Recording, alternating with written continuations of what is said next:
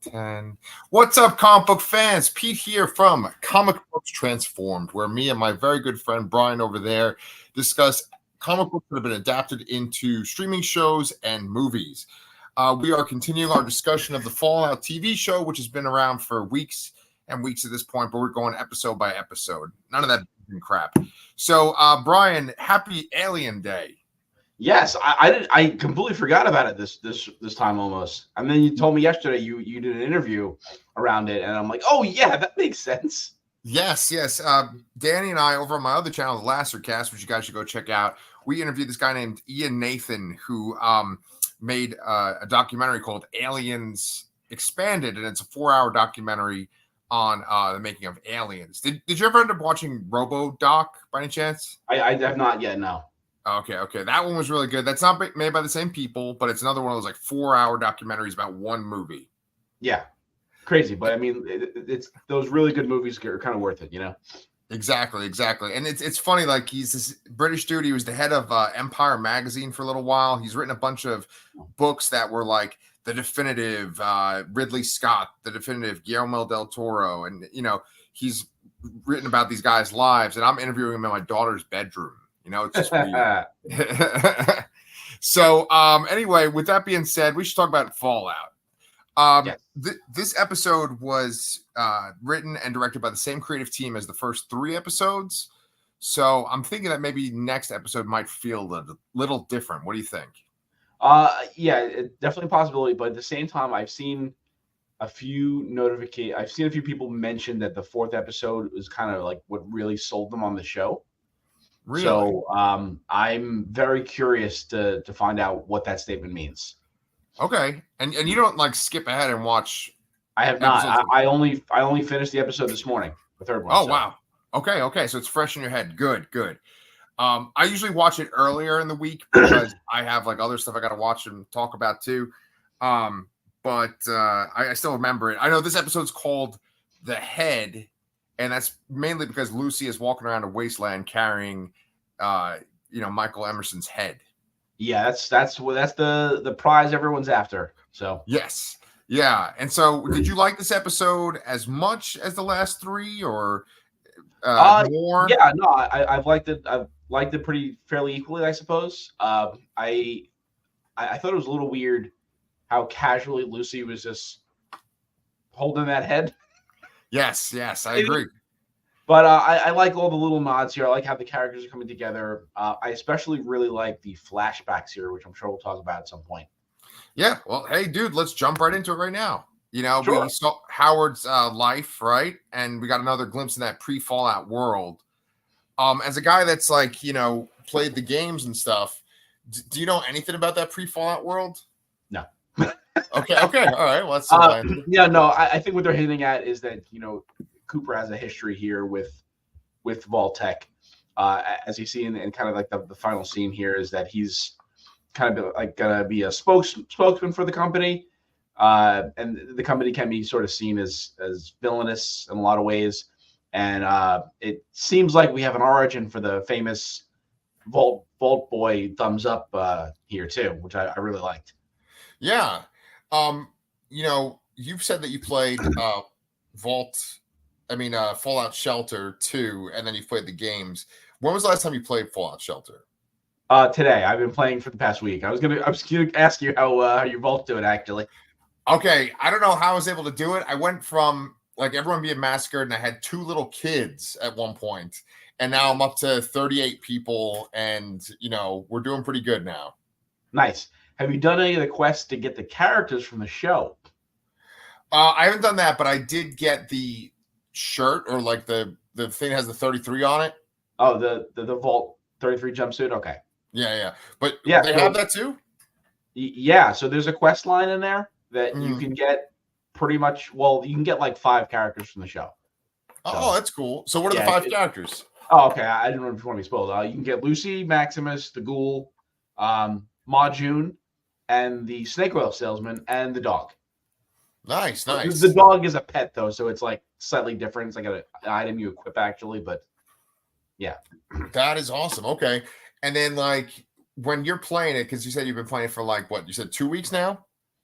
I think I downloaded it after our last recording, so I guess I've only been So playing a week, maybe. yeah, but you're good at video games. So like, how many people do you have? Just shy of 70. There you go. Of course. Yeah. Just like my friend Mike, you guys just like smoke me once you start playing video games. So yeah, I mean, I love playing that game because it makes me appreciate the show more. One of the things that I really liked in this particular episode was that Maximus needs to repair his suit. He's in another town, and the currency is bottle caps, just like in the shelter.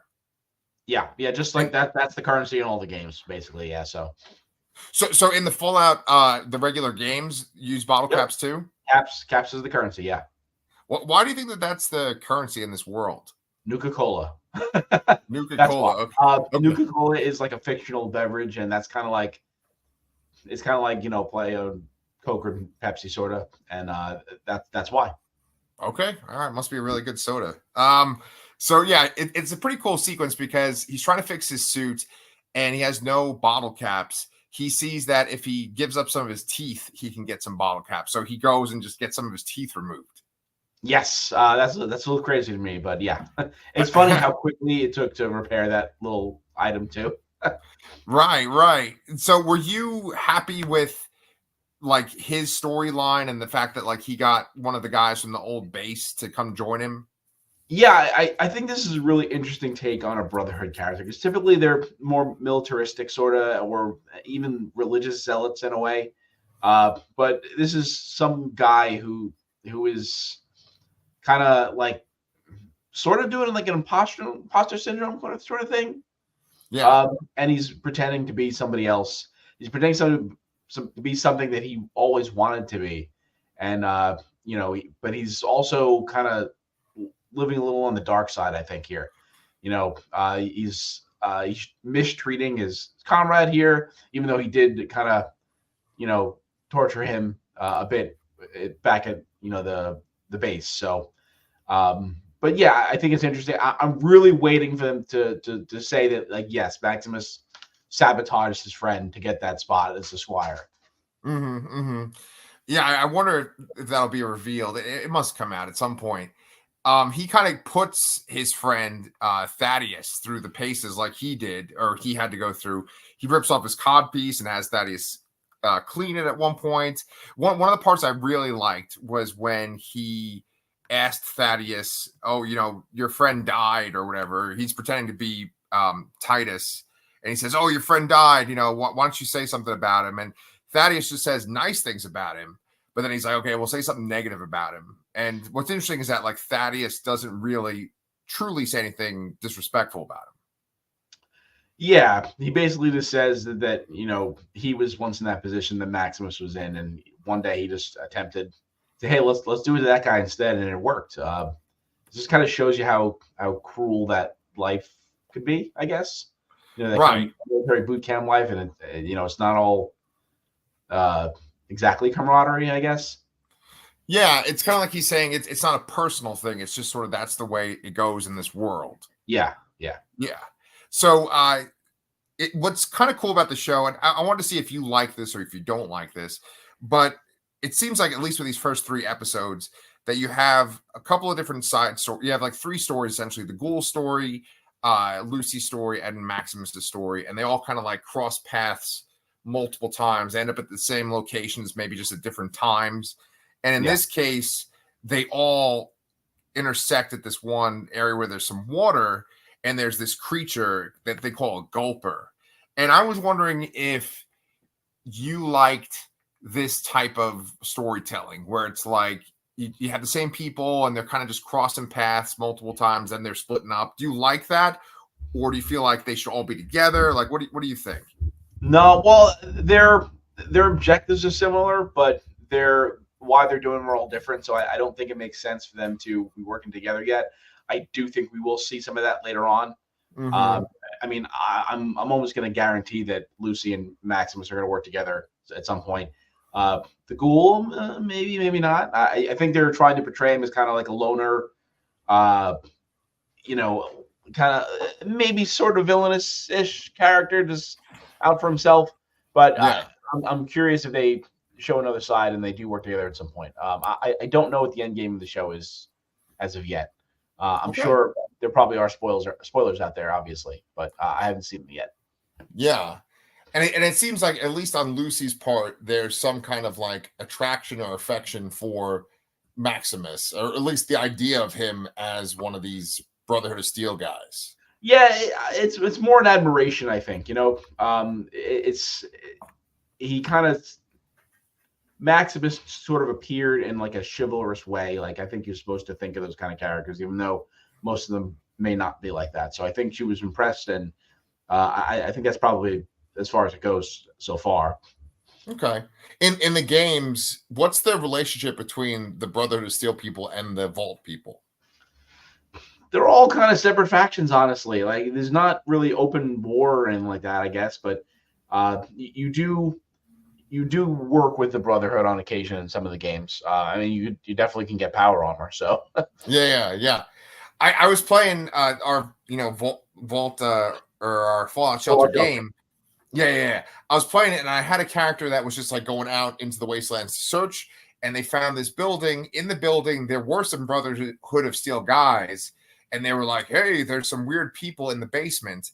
Then my guy went into the basement. He then saw these people that were in these like white jumpsuits, and they had like visors across their eyes. And the people with the visors were like, "Hey, we're going to kill those guys up there." And I just made it to where my guy was like, "I'm not with any of them." And he like left. Yeah. Because I was kind of afraid they were going to kill him.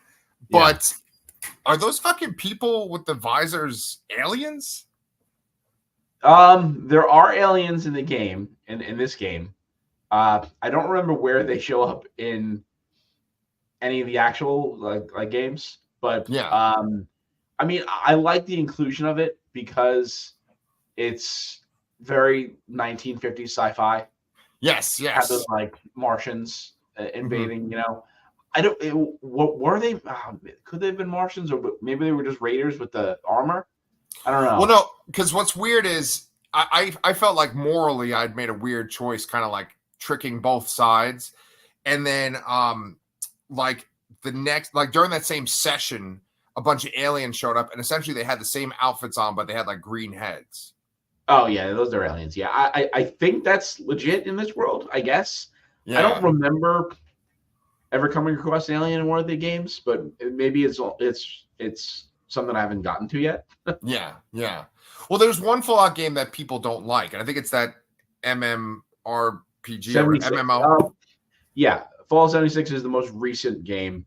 It had a very poor launch, but people they've done a lot with it. It's gotten a little better for people. Funnily enough, they actually just released a next gen update for Fallout 4, and people were really excited about it because they wanted to go back and play the games because of the show. And apparently, it's just buggy as hell. So they have a lot of people in that game now too. Oh shoot! I think I saw something like that on Twitter today. Like someone was talking about how that. Yeah, it's weird. This game, like the fact that there's this Fallout Shelter game, and then there's all the games in the series, and then there's this show. It seems like this has like a big following, but like I don't know how big or how small it would be like relative to like other big franchises like Mass Effect or Halo. Like, are they in the same league as those or no? I would say so. Yeah, Fallout's been going on longer than any of those. And really the only strike it has against it is that there hasn't been a game in a really long time, and there doesn't seem like there will be one for a really long time. Okay. Like the original games came out in the late 90s. These are contemporaries of Diablo and Warcraft, not Mass Effect and Halo. And it's still around, and it does definitely have a cult following, I would say. But they definitely need a new game to capitalize on the popularity of this show. Yeah, it's weird. At least in one similarity, like there's Warcraft, and then Warcraft eventually had a little spinoff of Hearthstone, and I think Hearthstone's like a big deal. And it feels like with Fallout, the Fallout Shelter game is kind of a big deal. I don't know. I mean, I don't think Fallout Shelter ever. That game's been around a long time too. Like I was playing that over 10 years ago, I would say. Holy shit. Okay. Yeah, it's been around a long time, but I don't think it's as big a deal as Hearthstone ever was. Okay. You know, so yeah. Right, because like Hearthstone's like this competitive thing. They have like fucking like tournaments and stuff in the world, and yeah. Well, all right. So let's bring it back to the show. So we're talking about like the ghoul and people's paths crossing. Before the ghoul interacts with Lucy, he needs like a little bit of like a boost because he's starting to like breathe heavily, and he uses like it's like an inhaler, but I feel like he's like inhaling that stem stuff. Is that what he's doing there? Stim pack? Maybe. I don't know. Generally, you inject the stim pack. So that could be something else. It could be something related to prolonging his life. I don't really remember how ghoul biology works, to be honest. So yeah, I'm not sure yet. I feel bad for you. Oh, go ahead. Oh, no. Well, because like I just put you on the spot as if you're like this Fallout expert, and I'm like, hey, so is this true? Is that true? And like I don't fucking know. I played like the game 10 years ago, Yeah, that's sort of. But I mean, I remember a little bit here and there. But yeah, it might be a stim pack. I'm not sure. It could be something else. But we'll. I'm sure we will find out because he's obviously going to get some more now. Yeah. Well, so like when I was doing research just to make the notes for the show, they said that his supply got destroyed. I don't think I saw that. Did that happen? Yes. So during the attack with the Gulper, Lucy throws his bag in the Gulper's mouth, and it gets kind of smashed. And then he opens it up, his pack up, and he sees that everything is crushed. So that all happens on the dock after the Gulper attacks. Okay. I gotta pay closer attention. Ironically, I'm playing Fallout Shelter sometimes when I'm watching Fallout, so that's not good.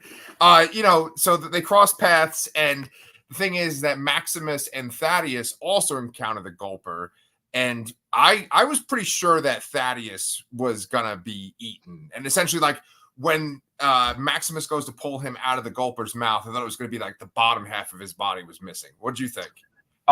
Yeah, I thought so. They did mention something about a slow digestion earlier, so that's why the head would still be intact. So I thought maybe it might be okay. Also, there's not really teeth there. Those look like almost like human fingers inside the mouth there. Yeah. So maybe that's nothing to bite down on necessarily. Yeah. That creature, like I really like the design. Did you ever encounter something like that in the game? There are, I think those started showing up in Fallout 4, but I've never seen that variation. That like axolotl. How do you pronounce that word? Axolotl. Axolotl. They're usually more lizard like salamander or gecko like or something. Okay. Yeah. I thought it was cool, and then essentially what happened to it was like Maximus is pulling Thaddeus out, and then he like kind of pulls it inside out, right? Like where the inside of it comes out. Yeah, something weird happened there. I wasn't exactly sure, but it was pretty gross. Yeah. And then this great bonding moment between Maximus and Thaddeus. I was actually pretty happy for them by the end of the episode. Yeah, they kind of jump up and cheer together, and I think this is a great setup for when he eventually finds out that it is Maximus in there and not Titus. Yeah. But I've seen that actor before that plays Thaddeus. I've seen him in something else, maybe even like a horror movie.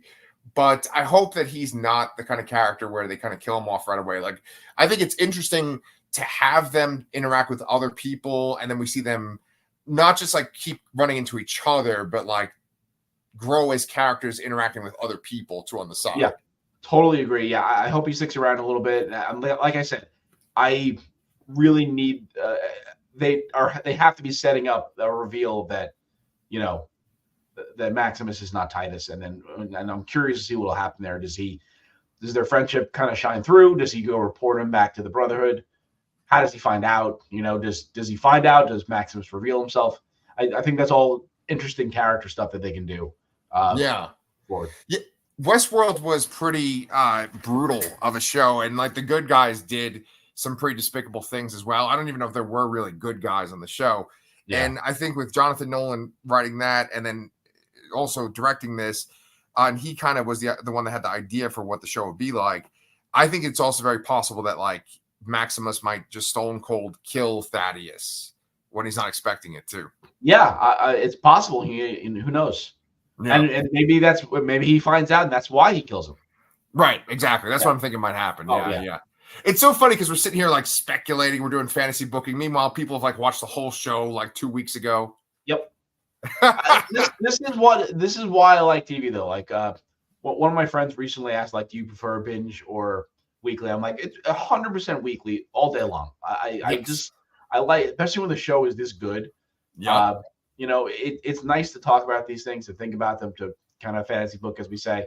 Yeah. And binging has its worth. I mean, you wouldn't want to watch a show from 10 years ago once a week, I guess.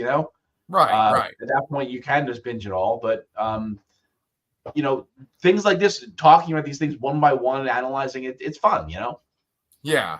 I think in the only regard where binging kind of works is where there is like there's multiple seasons. And so like, instead of having to wait like a year for a show to come back, you can just go on to the next season. But I watch shows with my wife like every night, and we take shows that are not on, they're finished. Like right now we're watching like Mindhunter and The Crown, and we kind of just like, rotate them where it's like, okay, we watch Mindhunter one night, The Crown one night. And these are shows that are over, but it just kind of spaces them out and lets you kind of digest them.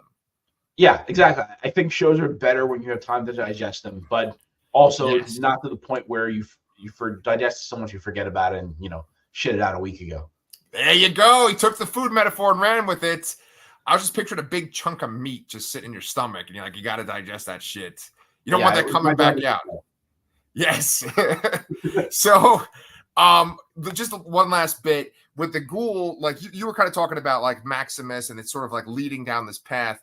It's interesting with the ghoul because he seems like such an asshole in the present day, but he seems like a nice guy in the past. And you're like, well, what happened? Why is he so different? You would think that like, oh, just the fact that there was a nuclear apocalypse, that changed his personality. But this episode implies, like you kind of said at the beginning, that something with Vault-Tec has made him like bitter and upset. And at one point, he like sees a billboard with the Vault-Tec guy on it, and he like shoots the guy's face. Yes. So you're kind of implying that the Vault-Tec people are evil. Like, what are you fantasy booking wise thinking they could have done to Cooper? I don't know here. So I guess something that's never really been established in the games is who dropped the bombs. Oh, okay. I think that they're maybe implying it's them. I don't know. I think I have seen headlines saying that they do address this somewhere in the show, and it hasn't been done before. I think, when we first meet Cooper, he's doing a kid's birthday party, and those other dads were talking. It's like, I can't believe this guy's here doing this. Like at that time, I thought that maybe he was just like kind of like a rich guy in their social circle that's kind of fallen on hard times. But then we find out he was actually like a movie star. And it seems like him doing this advertisement, which he clearly states he has not done advertisements before, is going to do something to his image that's going to ruin him. And that's kind of probably what turns him down this other path. I'm sure there's going to be a lot more detail to that. But I mean, maybe he even blames Vault-Tec for the death of his daughter or his wife or something. We don't know where his wife is and all this. So that is really, really interesting stuff, because I would assume if they're making it like, oh, Vault-Tec maybe made the bombs drop or like led to something that caused the bombs to drop. That's a really interesting idea, because I mean, they have this sort of like, we're going to start society over again motif. And we see this in so many fucking comic book movies and sci-fi movies where it's like, oh, we're going to destroy the world so we can like repopulate it the right way. So that's really interesting. Yeah, that's very possibly what the route they're going to take in the show. I'm curious to see what the Enclave is involved, and how Michael Emerson's character is involved. I can't remember that name whatsoever. Willie Zig Bigging or whatever the fuck his name is. Yeah, I don't know. Something like that. Yeah. I'm just curious to see how all this stuff intertwines, including the Raiders we saw in the beginning. Yeah. And why they needed Lucy's dad. Okay. Oh, yeah. They took Lucy's dad, too. That's true. Yeah, they haven't addressed that in a little while. I mean, it's always like she has to go get the head to them to get him, but that's it. We don't see like anything else. Oh, and actually one thing, I didn't include this in the notes, is that we do see the Vault people in this episode too. Yes, and I actually thought that was some interesting scenes too. Yeah. I also noticed that the older lady who's also in Deadpool, she's always sitting down. Oh, okay. Yeah, maybe she can't walk. Maybe. I don't know. Yeah. I'm curious if that's a character trait or the actress. I'm not really sure. I don't know why I'm even pointing out. It doesn't really matter. But yeah, they have apparently captured some of these raiders that raided them, and they're debating on what to do with them. I think this is a great kind of question here. Is like, what would you do? Like, they're clearly in this vault, kind of more morally good, and the idea of just killing them is abhorrent to them.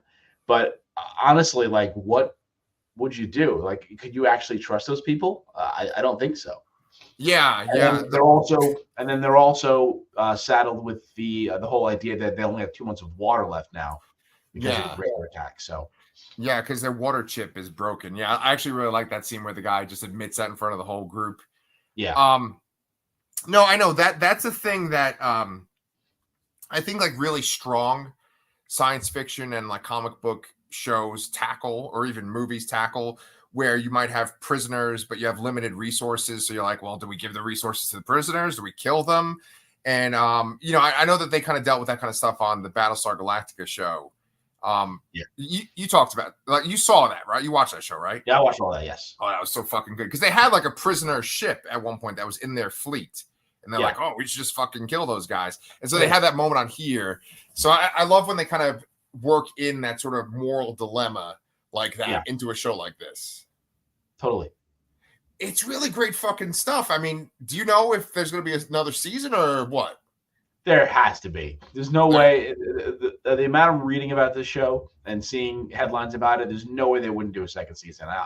I'd be shocked if they didn't even announce it. We just don't know that. Okay. Well, maybe you could do a little research between recordings. But was there anything else that you wanted to say about Fallout for today? No, I think I'm pretty good here. I'm excited. Again, like always, I'm excited to watch more and keep talking about it. And for episode 4 next week. Yeah, dude, we got a pretty good stride right now just covering this show and covering X-Men 97. Yeah, I like it. Yeah. It's like we enjoy actually watching the stuff we have to talk about. Yeah. Surprise. So anyway, guys, Brian and I are going to go cover X-Men 97 episode 7 next. We're going to go record that right after this. But if this is your first time watching our channel, because maybe you like Fallout or something like that, please subscribe. We'd love to get feedback from you guys. And of course, we could always appreciate the views, the listens on Spotify. But next week, Brian and I will be back for episode 4 of Fallout. So just make sure you're sticking around for comic